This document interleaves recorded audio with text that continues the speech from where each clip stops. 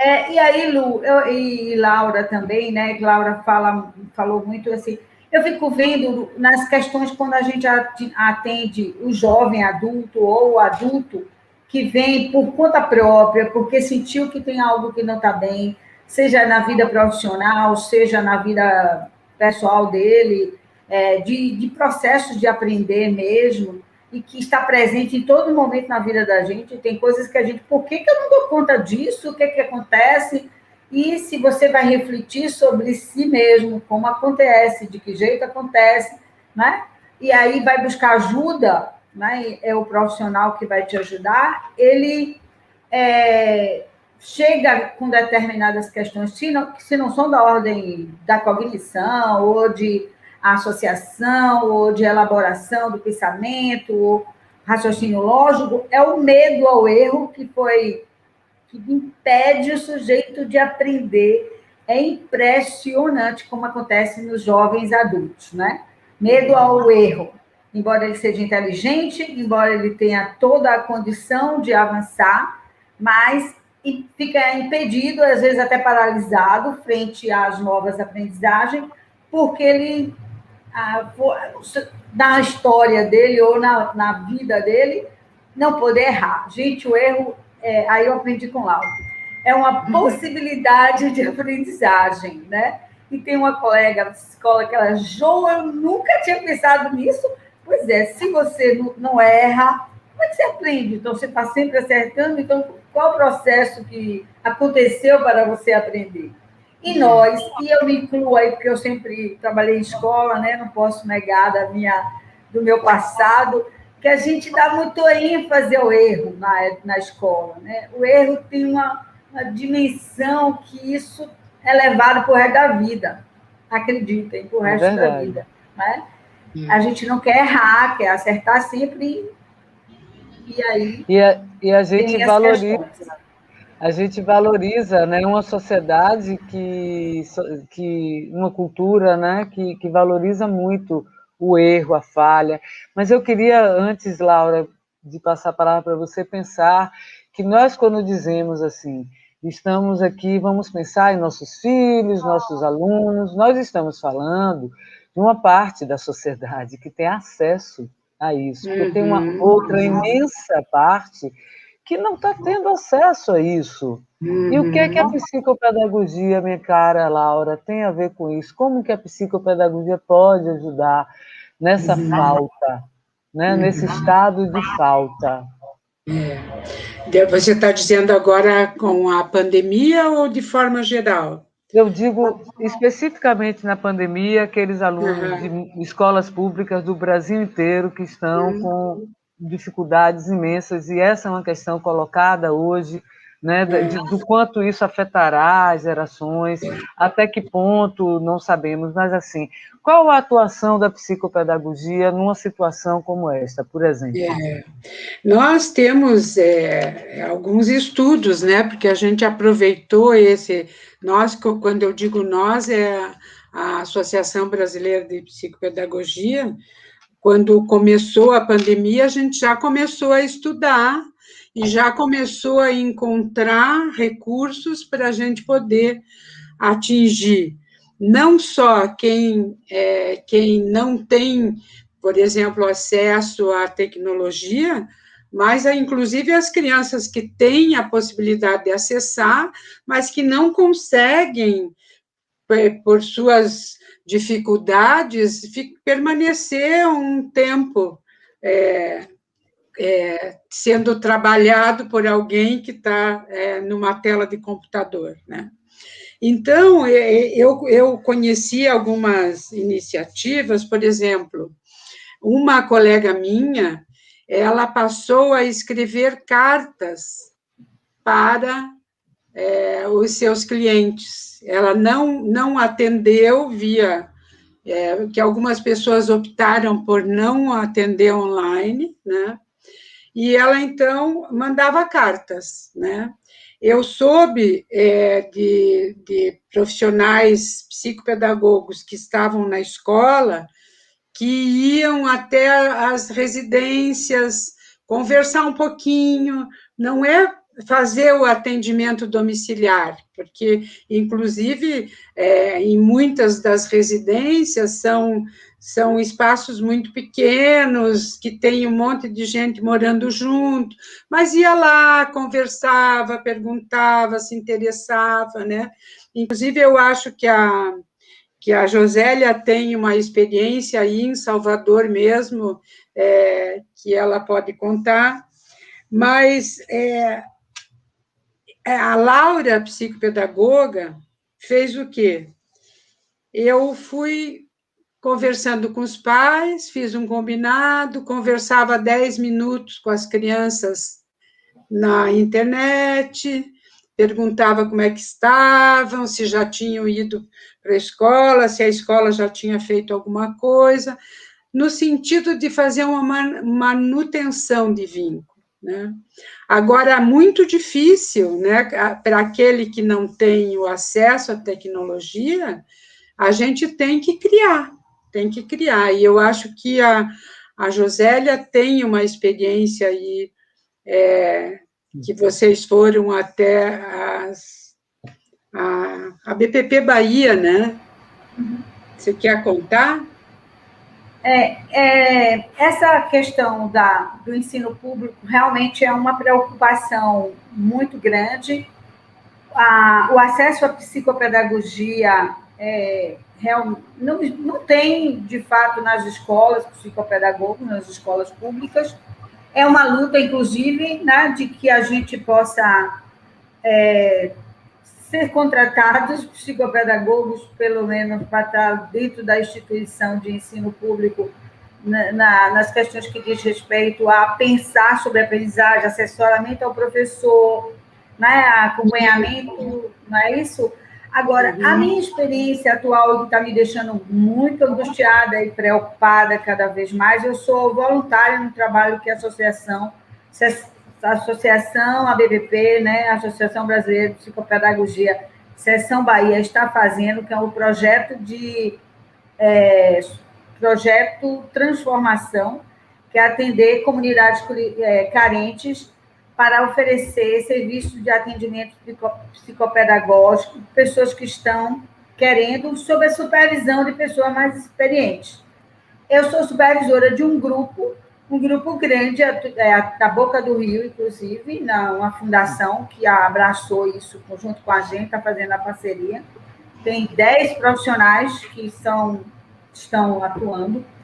E entristece muito a gente ver a realidade. Crianças que tinham avançado um pouco, regrediram assustadoramente. Crianças que estão com 11, 12 anos, não sabem ler nem escrever.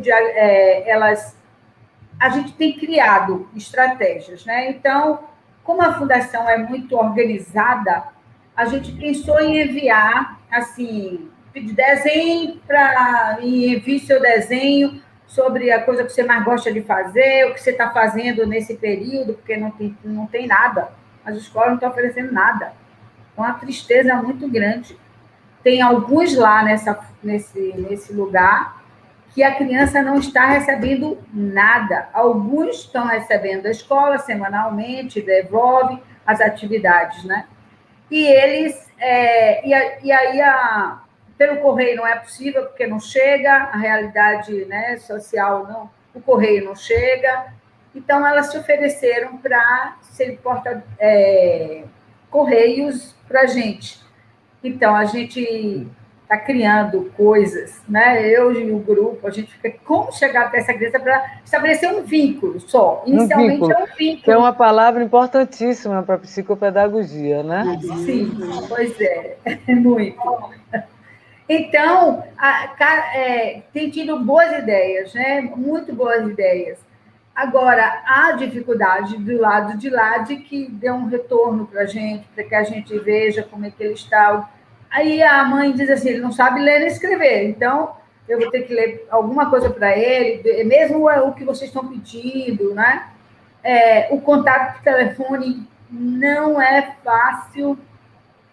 A fundação diz que vai adquirir um telefone para poder colocar lá, para poder as mães, que eles vão buscar alimentos, assim, o almoço, na fundação, e a cesta básica todo mês. Então, é uma forma que a gente está podendo entrar em contato com eles, para dizer, ó, nós estamos aqui, somos psicopedagogas, estamos pensando em você, mas não para desempenhar um trabalho de intervenção psicopedagógica ou de avaliação, porque a avaliação ainda se torna mais difícil, né? A avaliação psicopedagógica. Aí eu queria aproveitar para dizer isso, que a psicopedagogia trabalha com a avaliação psicopedagógica inicial para ver as questões que estão ali, né, interferindo no processo de aprendizagem, seja de criança, adulto, grupo ou instituição, e trabalha com as intervenções para que ela avance, que ela progrida, que ela saia daquele lugar do não aprender.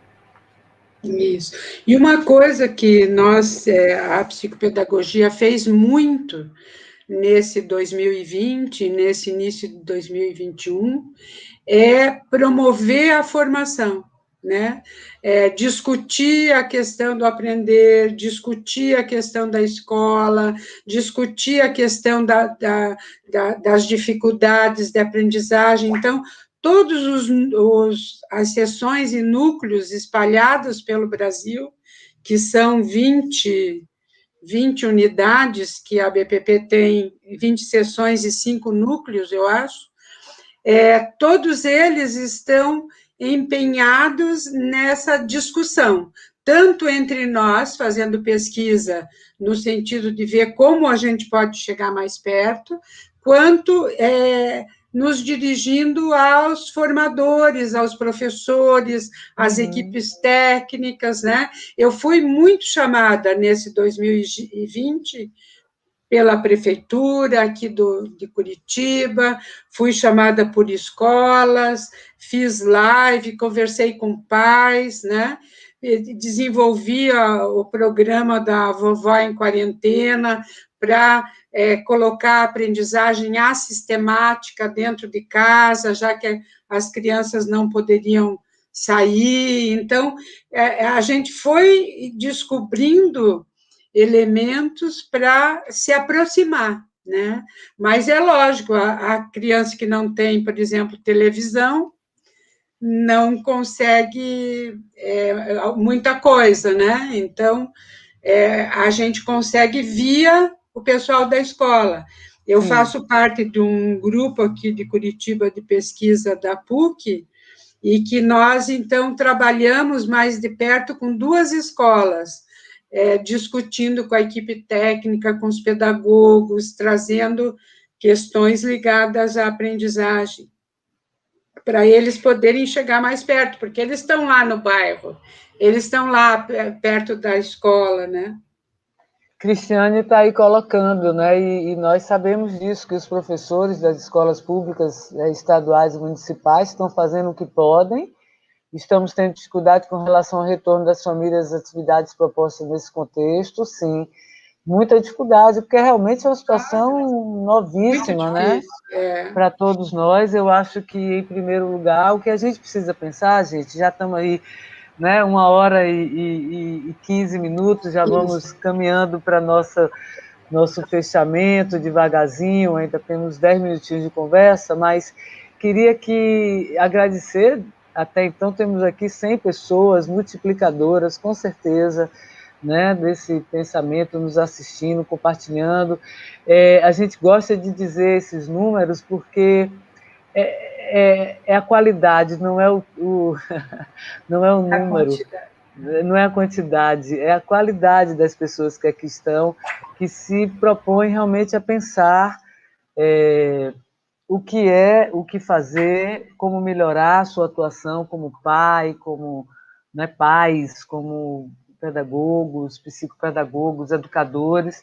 A gente tem uma experiência muito forte na Escola Baiana de Medicina, onde a gente tem o Núcleo de Atenção Psicopedagógica há 21 anos, e Josélia atual, como ela já colocou, está aí há quantos anos, Jo? 11, né? 11 anos na Baiana já. Eu estou há 21 anos, temos Lívia Meira, que está aqui participando, temos Ana Paula, Luzenita, Ruth, são pessoas que saíram, algumas delas, do curso de psicopedagogia e foram contratadas pela Baiana. Então, eu queria, assim, falar um pouquinho para quem nos escuta, assim, quais os locais de atuação, que tipo de atuação, né, o psicopedagogo, a psicopedagoga pode ter e conquistar, porque, gente, a psicopedagogia no ensino superior tem sido uma conquista, né, de 2 décadas. A gente está aqui há 21 anos.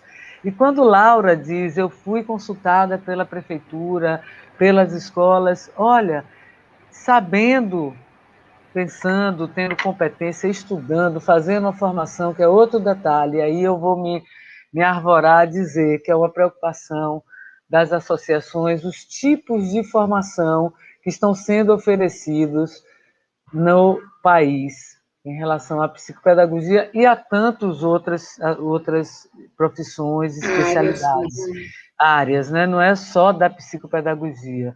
Então, o que a gente tem a dizer é, quando você tem um trabalho sério, você tem uma formação que vai lhe impulsionar, que vai lhe motivar, que vai dar a você a clareza do sentido da sua escolha, você vai aparecer no mundo do trabalho e as pessoas vão lhe procurar. É assim, não precisa de o holofote, quem dá é você mesmo, né? Na sua paixão, na sua entrega. Então, turma, eu queria ir fechando essa conversa gostosíssima, né? Aqui, já pensando onde que nós, psicopedagogos, psicopedagogas, podemos atuar, né? E neste momento de pandemia, já foi dito aqui agora, né? A criatividade, porque a psicopedagogia que nós trabalhamos a partir da epistemologia convergente, né, que Laura já colocou, do nosso Jorge Visca, é a que a gente trabalha, é a base teórica da Escola Baiana de Medicina e Saúde Pública, que também tem um programa de desenvolvimento docente, programa institucional de desenvolvimento docente, que o NAP e o NUSP atuam junto com pedagogas e professores de lá, porque a gente sabe que não se nasce sabendo ser professor, se aprende a ser um bom professor, né? Tudo se aprende, a gente aprende em todas as situações. Então, assim, turma, Laura e Jô e Laura, onde podemos atuar? Como podemos atuar? Qual é o campo extenso, porque nós sabemos que ele é extenso, para o psicopedagogo e para a psicopedagoga? Você está sem som, José. Laura, você. Tá bom. Então, o que eu queria dizer para vocês é assim, que na nossa concepção, a psicopedagogia é uma só, né? E ela pode atuar em vários âmbitos, né? Então, a gente pode atuar no âmbito do indivíduo, no espaço da clínica, a gente pode atuar no âmbito do grupo, no espaço da clínica, a gente pode atuar no âmbito da instituição, também trabalhando com grupos dentro da instituição, no espaço da instituição.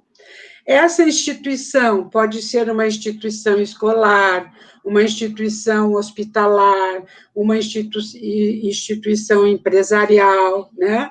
Uma instituição que se preocupe com o aprender da sua equipe, das pessoas que compõem aquela instituição. A gente pode atuar na área da pesquisa, né? E a gente pode atuar também produzindo, né? Além de produzir, de pesquisar, escrever. Produzir material de estudo, de leitura, de aprendizagem, né? E eu posso, acho que me colocar dizendo que eu sou uma das psicopedagogas brasileiras que escreve, né? Que pesquisa, que pratica, eu vou usar outra frase de efeito, né? Que pensa na realização e realiza o pensamento, né? Então, eu penso sobre a realização e escrevo sobre a realização, né? E procuro, na próxima ação, realizar aquilo que a gente pensou e que foi aperfeiçoando. Então, existe um campo imenso, a gente pode trabalhar com um grupo de pais, com um grupo de profissionais, com um grupo de crianças, né? As possibilidades são muitas. O importante, eu acho que é isso que a Maria Luísa, que a Luísa traz, que é querer, desejar, ir atrás, conquistar e fazer, e sempre que a gente faz de uma forma apaixonada, os frutos vêm, né? É isso. A coerência, né, com o que sente, o que deseja, o estar inteiro, né, no que está fazendo. E isso é algo muito, muito importante também na psicopedagogia. A gente precisa entender que a psicopedagogia, ela cuida também da saúde afetiva, psíquica, social, porque é uma área de absoluta inclusão. E de muita generosidade, né? Porque você traz o outro que está ali numa situação de sofrimento, né? Com a estima.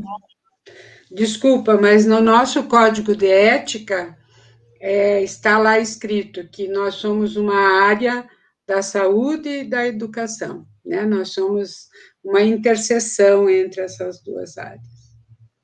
Jô, minha querida, quais são suas palavras, né? Como você vê essa atuação? Como é que você vê hoje?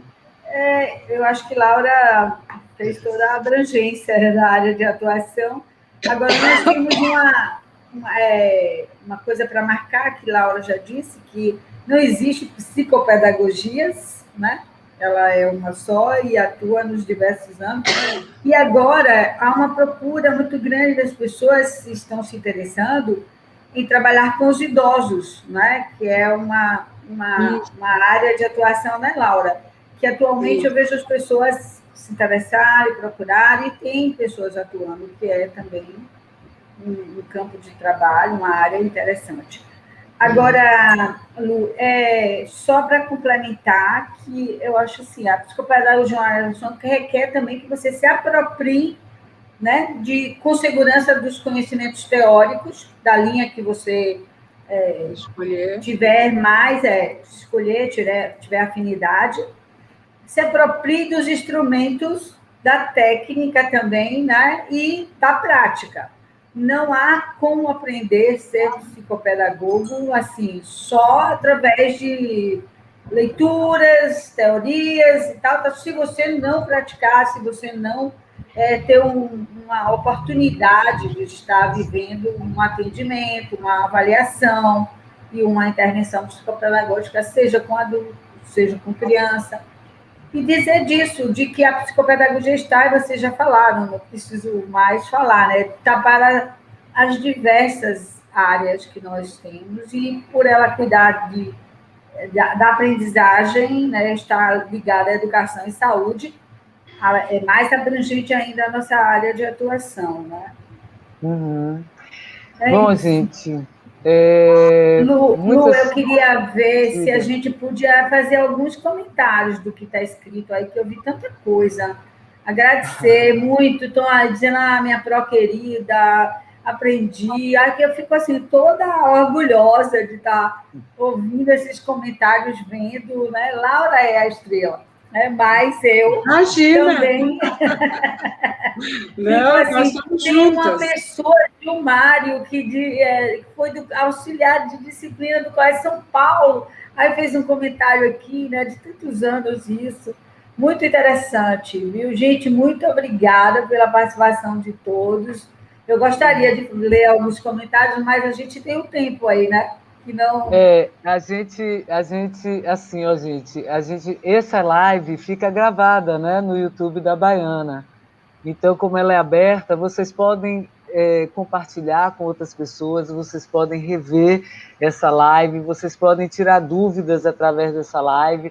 E vocês podem se inscrever no curso de psicopedagogia da Baiana. Eu vou fazer agora meu merchan, porque eu sou também professora, meu minuto de fama, da psicopedagogia, desse curso maravilhoso, né? Eu fui aluna e agora sou professora há algum tempo, e eu ria muito, porque pergunta aí às minhas alunas e alunos que estiveram lá, que eu ficava assim, ó, gente, tremia de medo, que eu vinha antes de Laura Montserrat Barbosa. Eu dizia, minha gente, que responsa é essa? No último grupo eu brinquei muito, Lana me lembrou outro dia, dizia, eu sou uma farsa, gente, eu não sou essa mulher toda, não. Quem vem aí é a mulher, Laura Montserrat Barbosa. Eu estudo no livro dela para falar para vocês, rapaz, eu sou uma farsa. Também, viu, Lu? Também. Não é só Nós você. todas, né? É, Grande também, mestre. eu também, com Mas os certeza. mestres, os grandes mestres, as grandes mestras são como ela, como Visca, né? Como tantos que conhecemos, que estão aqui, lado a lado, né? Sempre Aprendendo aprendendo, junto. né, Laura? Sem, você, essa mulher de cabelos prateados, né? Com tanta experiência, que fez 30 capítulos da Vovó em Quarentena, coisa linda. Viu, gente? Ela não parou essa coisa. Ela fez um seriado, né? Fala um pouquinho disso rapidinho, porque as pessoas que são mães, que são, podem, né, beber É, dessa fonte. quando começou a quarentena, parou tudo, né? E eu disse, não dá para ficar assim, essas crianças dentro de casa, os pais trabalhando home office, desesperados, não sabiam o que fazer. Eu digo, olha, eu acho que eu vou levar um pouquinho do brincar para dentro de casa, né? E a importância também da criança ficar sozinha, não ter que ficar sempre todo mundo junto. Então, fiz 30 capítulos, eram programas de 15, 20 minutos, trabalhando com brincadeiras, trazendo a história de brincadeiras, trazendo filminhos. Eu tenho um sobrinho neto que a mãe fazia experiências, então fazia o filminho, eu passava, conversava sobre a fundamentação disso para os pais, a importância do brincar, e fiz 30 capítulos. E depois o trabalho começou a voltar, a se intensificar, e então eu resolvi, mas está lá no YouTube, é Uma Avó em Quarentena, e o canal é da Montserrat, que o meu sobrenome é Montserrat, e o canal onde estão os programas é Montserrat, né? Então, Montserrat acho que junto, ou como é, você é escreve? Montserrat mais arte. Ah, sim, Montserrat. Montserrat, Então, é nesse canal que estão os 30 programas, que acho que é bacana, sabe? Tem umas coisas bem legais.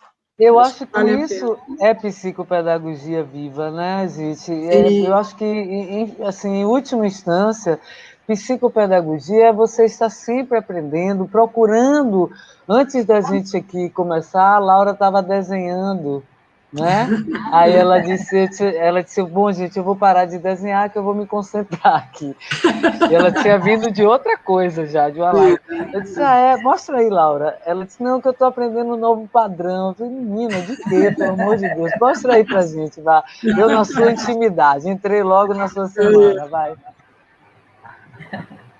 Entendem, gente? É isso, psicopedagogia.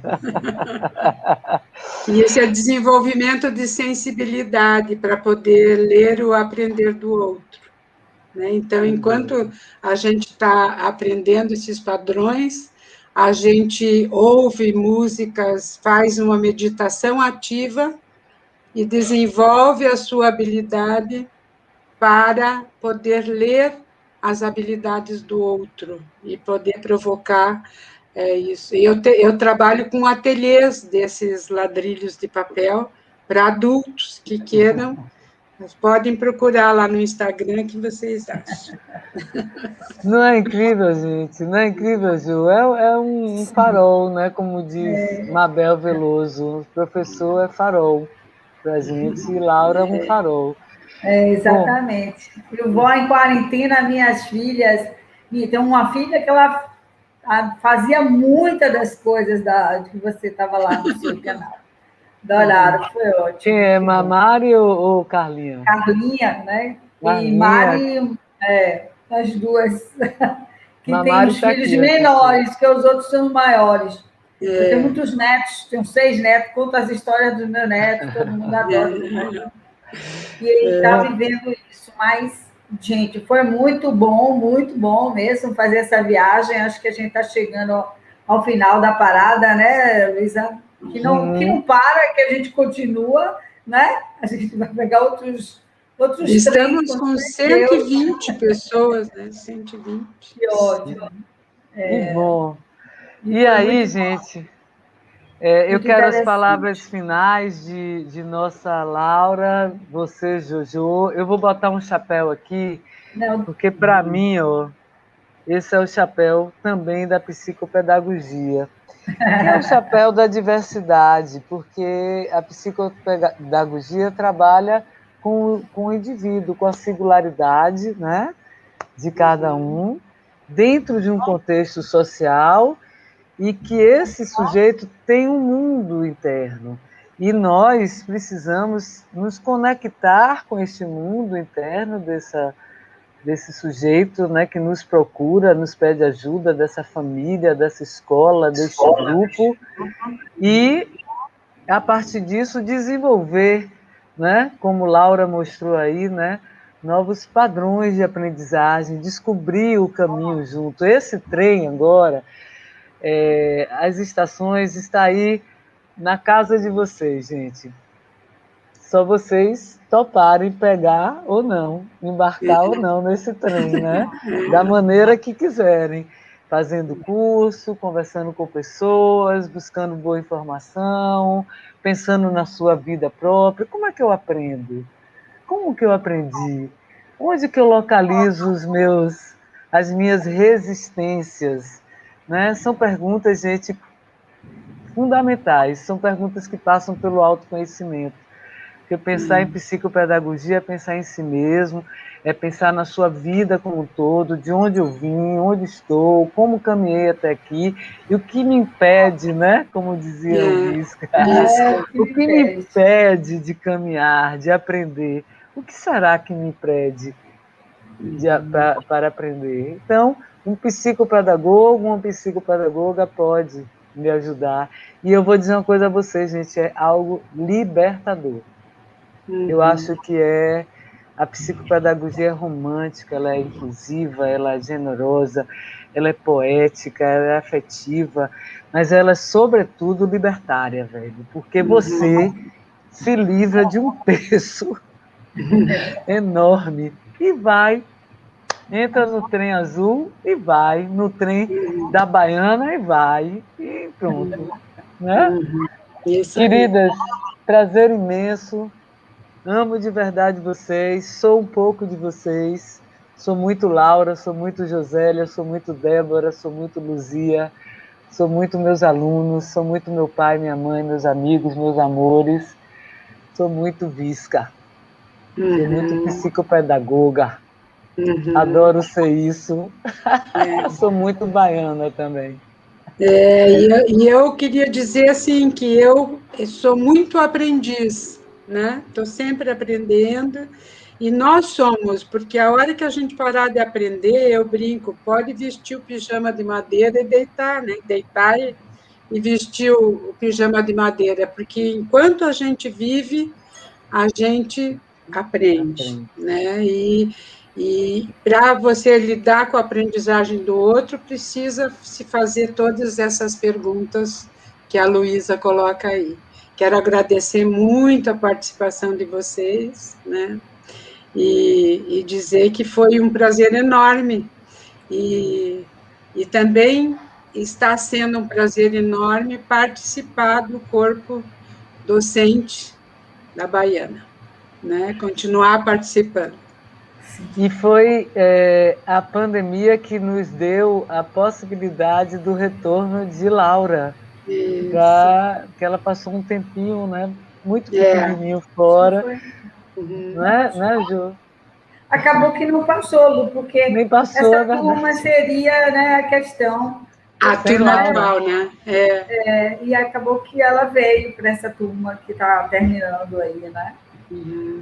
Eu também tenho, assim, fiquei muito grata pelo que nós vivemos, ouvimos, conversamos aqui. E falar de psicopedagogia é muito prazeroso para mim sempre, né? E o psicopedagogo, ele desenvolve essa... Luísa trouxe essa pergunta, que ela é tão mobilizadora, que o Jorge Luiz fazia com a gente, que era: o que impede você? Pois é, né? O que impede cada um de nós de estar olhando para o nosso próprio processo de aprendizagem, para o processo do outro, que às vezes a gente não tem tolerância, não tem paciência, né? E de ver que aquele é o processo dele, do jeito que ele pode. Eu sempre digo isso para os estudantes: faça como o jeito que você pode, da forma que você sabe fazer. Não tem outro jeito, né? Então, e a gente respeitar o ritmo das pessoas. Isso que você falou da inclusão, né? Da diversidade, desse respeito ao que cada um traz, de como ele pode fazer, é muito da psicopedagogia, e eu realmente sou encantada, gosto do que faço, e também gostei muito dessa viagem. A viagem foi muito prazerosa. Fantástico. Nós três podemos viajar juntas, porque diz que na viagem é que acontecem todas as brigas e a gente não poder. Está confirmado que nós podemos viajar juntas. Isso. Nós somos 3 anjinhos de candura viajando juntas. Bom, gente, muito obrigada, Luana, muito obrigada, Tatiane, que está aqui, Taliane, né? Duas intérpretes que nos acompanham o tempo inteiro. Não podíamos falar de psicopedagogia sem a presença, né, dessas duas queridas, que possibilitam que outras pessoas com outras dificuldades possam participar dessa viagem e entrar nesse portal que é a psicopedagogia. Lindas, difícil sair, mas a gente precisa. Agradecemos a essas centenas de pessoas que estiveram aqui. A live vai ficar aí. Compartilhem, revejam, divulguem, venham para o curso, pensem em vocês e vamos nos ajudar.